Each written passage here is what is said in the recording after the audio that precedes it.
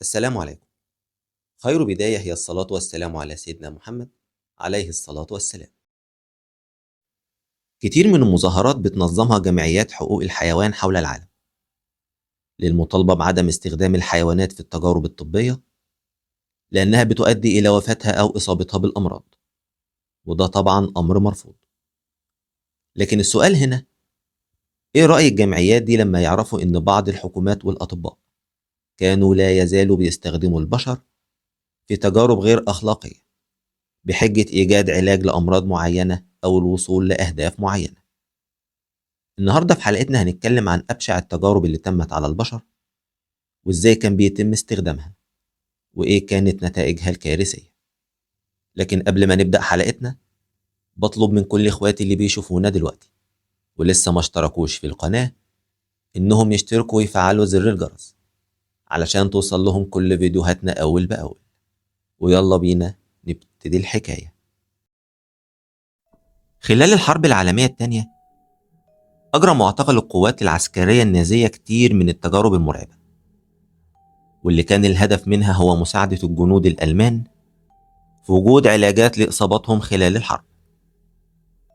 وكانت من ضمن التجارب دي هي تجربة الارتفاع الشاهق، واللي كان الهدف منها معرفة تأثير الارتفاع العالي على الجنود في حين سقوطهم من ارتفاعات عالية أو تحطيم طياراتهم.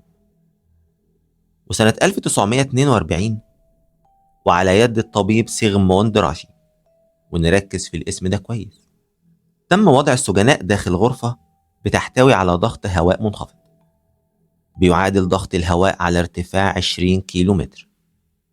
وطبعا كانت النتيجة مرعبة، وهو إن في اللحظات الأولى معظم السجناء توفوا، والبعض الآخر اللي فضل على قيد الحياة كان في حالة فقدان للوعي.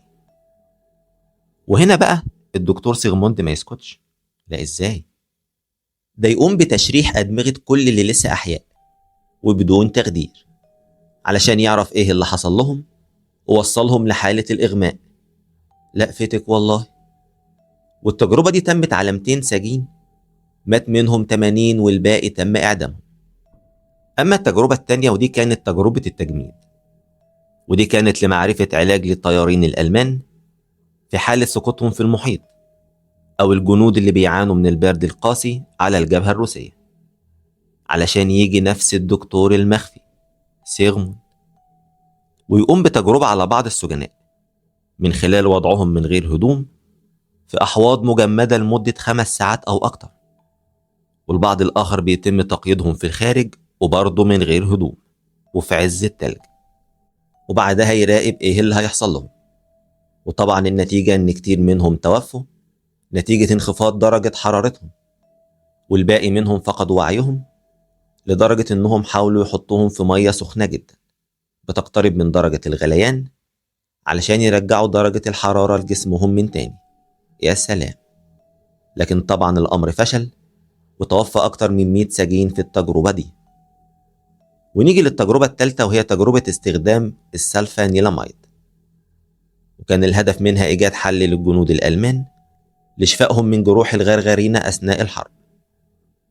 فبعض العلماء حبوا يختبروا فعالية مادة السلفانيلاميد وغيرها من الأدوية للحد من العدوى، لكن للأسف عقلهم المريض خلاهم يقوموا بالتجربة من خلال صنع جروح قطعية في أعضاء متفرقة من جسد السجناء، ووضعوا فتات من الزجاج وخشب ملوث داخل الجروح. وطبعا النتيجة كانت كارثية، وده لأن التجارب كانت بتجرى على السجناء بدون تخدير، فمعظمهم طبعا ما قدرش يتحمل الألم وفي الغالب توفوا. طبعا اليابان كان ليها نصيب في التجارب دي، وبالتحديد سنة 1932 لما تأسست الوحدة 731 اليابانية، واللي أسسها الجنرال شيرو إيشي اللي كان ضابط طبيب في الجيش الياباني. سنة 1936 وافق الإمبراطور هيروهيتو على توسيع الوحدة وضمها الجيش كوانتونج كقسم للوقاية من الكوارث. وكانت الوحدة 731 دي بتقوم بتجارب بيولوجية وكيميائية سرية، وده في الحرب اليابانية الصينية الثانية وخلال الحرب العالمية الثانية. وكانوا بيستعينوا في التجارب بالأسرى والمسجونين، بيستخدموهم كفئران تجارب. وكان معظم الأسرى دول من الصينيين والبعض الآخر من الروس. وفي بعض التجارب كانوا بيحقنوا السجناء والأسرى بأمراض الكوليرا وحمى التيفود والطاعون بهدف تطوير أسلحة جرثومية، وكانوا بيحقنوهم بالهواء لمعرفة الوقت اللازم لظهور أعراض السكتة.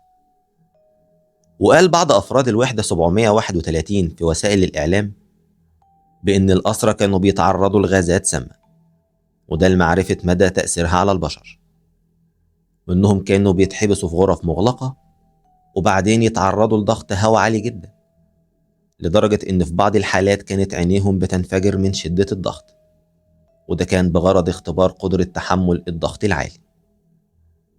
وأدت التجارب لوفاة عدد مجهول من الأسرى، إلا إن تقرير نيويورك تايمز سنة 1995 قدر عدد الضحايا بحوالي 200 ألف شخص.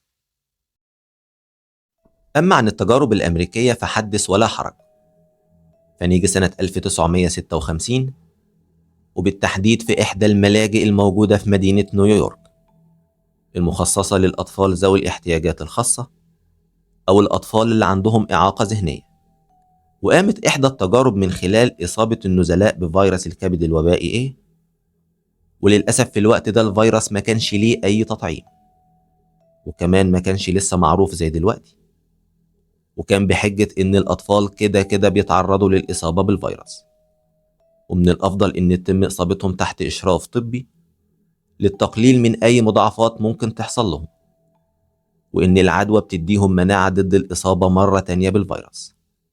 حتى الأطفال ما سلموش من تحت إيديهم، وده غير اللي عمله دكتور ماريون سيمز اللي بيلقب باسم أبو طب النساء، لما في أربعينيات القرن الماضي قام بعمليات جراحية على نساء أفريقيات، طبعا بدون تخدير، لدرجة إن واحدة من النساء دول تم إجراء 30 عملية عليها، وانتهى الأمر طبعا إنها توفت من العدوى الناتجة عن التجارب دي، واللي كان الهدف منها معرفة أسباب أمراض الفك عند الأطفال الرضع. وده غير كتير من تجارب الإشعاع على البشر لتحديد آثار الإشعاع الذري على الجسم البشري، واللي كانت بتشمل تغذية الأطفال بطعام مشع، وإطلاق مواد كيميائية مشعة في أنحاء المدن، وقياس الآثار المترتبة عليها، وتجارب تانية كتير أبشع من اللي تم ذكرها، واللي أقل وصف ليها هو القذارة بأبشع صورها. وبكده انتهت حلقتنا. مستني رأيكم في التعليقات، ولو حابين نتكلم عن أي موضوع ياريت تبعتولنا وإن شاء الله نعمل حلقة عنه. وفي الختام، سلام.